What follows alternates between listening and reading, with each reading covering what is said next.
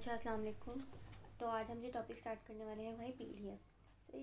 अच्छा, पीडीएल और alveolar bone जो है ना, वो जो है ना आपका पेपर पॉइंट ऑफ व्यू से इतना इंपॉर्टेंट नहीं है, क्योंकि इसमें से इतना कंटेंट नहीं है जिसमें से सवाल आता है।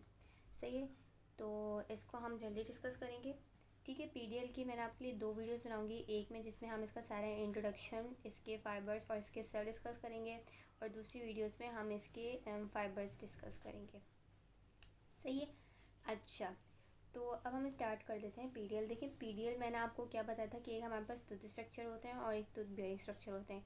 ठीक है। तो टूथ बेयरिंग स्ट्रक्चर में हम पहला स्ट्रक्चर पढ़ने जा रहे हैं पीडीएल, और पेरियोडोंशियम में हम क्या पढ़ने जा रहे हैं, सेकेंड स्ट्रक्चर। क्योंकि पेरियोडोंशियम में मैंने आपको बताया था कि क्या क्या आता है, सीमेंटम आता है, पीडीएल आता है, एल्विलर बोन आता है, और हमारे पास जिंजाइवा आता है। ठीक है। तो ये हमारे पास हैं सारे टूथ बेयरिंग स्ट्रक्चर, और ये 4 हैं हमारे पास पेरियोडोंशियम। ठीक है। तो पेरियोडोंशियम का हमारे पास क्या होता है कि पेरियोडोंशियम जो है वो हमारे पास किसी भी टूथ को सपोर्ट करता है, उसको किसी भी ट्रॉमा से या किसी भी इंजरी से जो है वो उसको प्रोटेक्ट करता है। सही। तो पेरियोडोंशियम में हमारे पास दूसरा, ठीक है, सीमेंटम हम कवर कर चुके हैं। अब हमारे बात ये पीडीएल की। पीडीएल चूँकि हमें पता है कि एक सॉफ्ट टिश्यू है, ठीक है, तो इसमें मिनरलाइजेशन का कंटेंट कम होगा, लेकिन as compare to gingiva and pulp तो ये ज़्यादा ही मिनरलाइज होगा। सही है। और इसके अलावा हमारे पास पीडीएल में जो हमारे पास कोलेजन फाइबर्स हैं वो ज़्यादा, उसकी क्वांटिटी ज़्यादा है। तो इस चैप्टर में हमारे पास हमारी जो बुक है बर्कोविट्स को मैं फॉलो करती हूँ, उसमें भी तकरीबन उस चीज़ पे ही ज़्यादा जोर दिया गया है। अब हम सबसे पहले पीडीएल की लोकेशन देख लेते हैं कि पीडीएल जो है वो हमारे पास मौजूद कहाँ होता है। ठीक है। ये हमें पता है कि ये हमारे पास है एक टूथ है। ठीक है। और रूट को एक्सटर्नली कौन कवर करता है, हमें पता है कि रूट को एक्सटर्नली यानी डेंटिन के आउटसाइड क्या प्रेजेंट होता है, हमारे पास प्रेजेंट होता है सीमेंटम। ठीक है। तो ये है हमारे पास सीमेंटम, और यहाँ सीमेंटम के बाहर प्रेजेंट होगा क्या, हमारे पास पीडीएल। तो ये है हमारे पास पीडीएल, जिसमें ढेर सारे फाइबर्स होते हैं। एक एक करके हम जो है इन सारे फाइबर्स को डिस्कस भी करेंगे। और फिर उसके बाद हमारे पास क्या आ जाती है, हमारे पास एल्विलर बोन आ जाती है। तो पीडीएल को हम किस तरह डिफाइन करेंगे कि पीडीएल जो है वो हमारे पास in between cementum and alveolar bone जो है वो प्रेजेंट होता है। पीडीएल के हमारे पास 2 मेन फंक्शन होते हैं। एक तो ये हमारे पास टूथ को सपोर्ट करता है, जिसको हम ये भी कह सकते हैं कि ये हमारे पास एंकरिंग का काम करता है। और दूसरा जो मेन इसका काम होता है वो है ये हमारे पास एज अ शॉक एब्जॉर्बर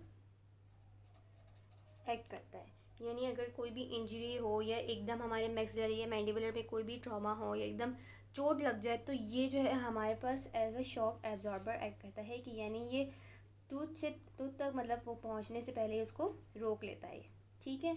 तो ये हमारे पास जो है पीडीएल के बहुत इंपॉर्टेंट फंक्शन है। और पीडीएल का हमारे पास एक और भी काम है कि वो है हमारे पास जो टीथ की रीसेटिंग होती है उसमें भी बहुत ज़्यादा ऐड करता है। वो खैर आपके लिए इतना इंपॉर्टेंट नहीं है, लेकिन आप फिर भी समझ लें कि कभी कभार हम क्या होता है कि कोई भी ऑर्थोडोंटिक ट्रीटमेंट में हम कोई भी अगर अपना दांत निकलवाते हैं तो दूसरे दांत में उसकी जगह आना होता है। ठीक है। जैसे कि यहाँ से एक दांत हमने एक्सट्रैक्ट करवाया तो दूसरे दांत उसकी जगह आएगा, तो टूथ की रीसेटिंग हो रही है ना, यानी टूथ वापस एक जगह से दूसरी जगह जा रहा है। तो टूथ की रीसेटिंग में भी हमारे पास पेरियोडोंटल लिगामेंट का बहुत इंपॉर्टेंट रोल होता है।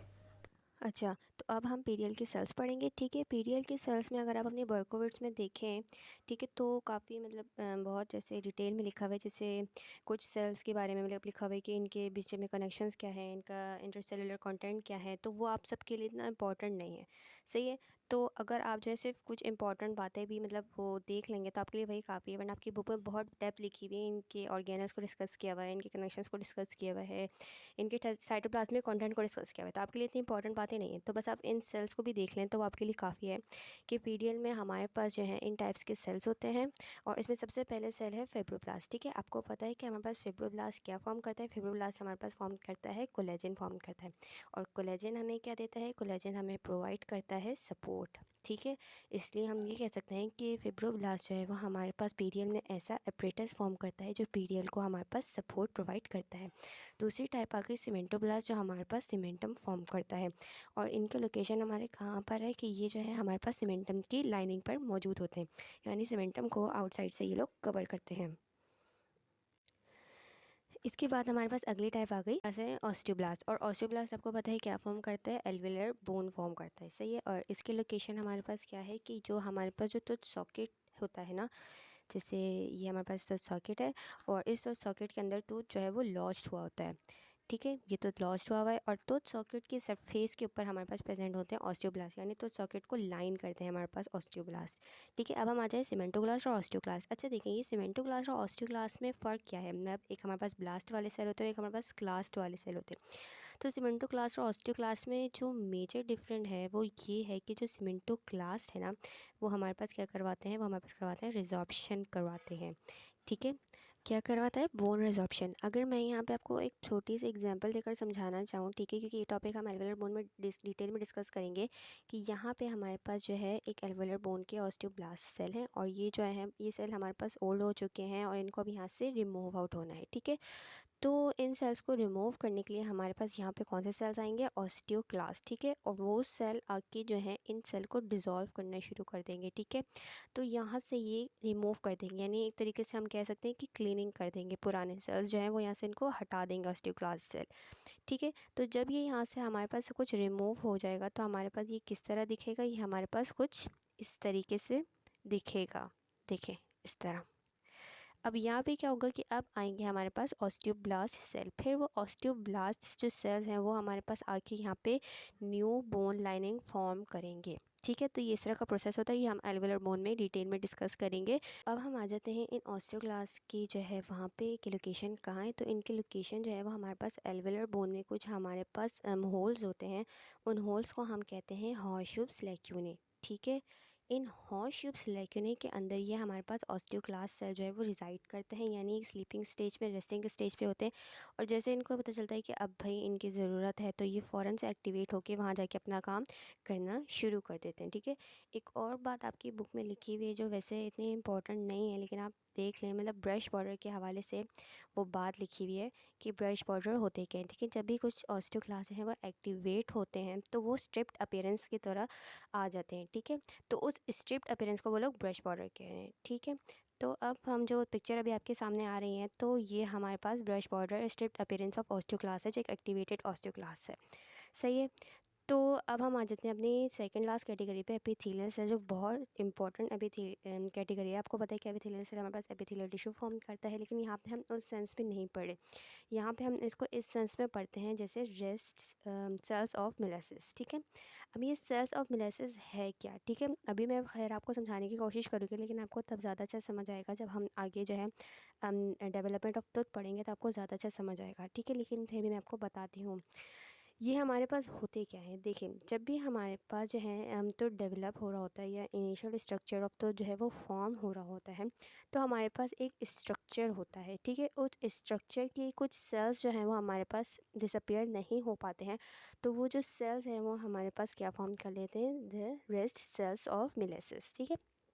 तो अब ये कौन से हमारे पास जो है स्ट्रक्चर हैं हमारे पास जो जिसके सेल्स हैं वो हमारे पास नहीं होते, ठीक है।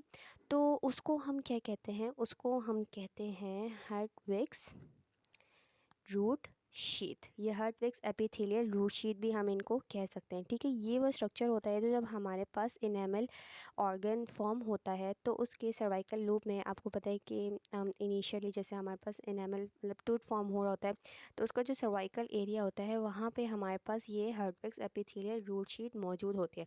तो ये परमानेंटली नहीं रहती है, इसको जो है डिसअपियर होना होता है। तो कुछ सेल्स जो हैं वो इसके वो डिसअपियर नहीं हो पाते हैं तो वो रह जाते हैं, तो उन सेल्स को हम क्या कहते हैं, सेल्स ऑफ मोलेसिस, ठीक है। ये बहुत इंपॉर्टेंट पॉइंट है आपकी बीसीक्यू से, तो आपको ये लास्ट में पता होना चाहिए। अब हम आ जाते हैं डिफेंस सेल्स के ऊपर, ठीक है। डिफेंस सेल्स यहाँ हर जगह मौजूद है, आपको बस ये याद रखना चाहिए कि कौन कौन से डिफेंस सेल्स मौजूद हैं, वरना बाज़ औक़ात एमसीक्यू में ये पॉइंट पूछा जाता है कि which of the following defence sales is not present in PDL.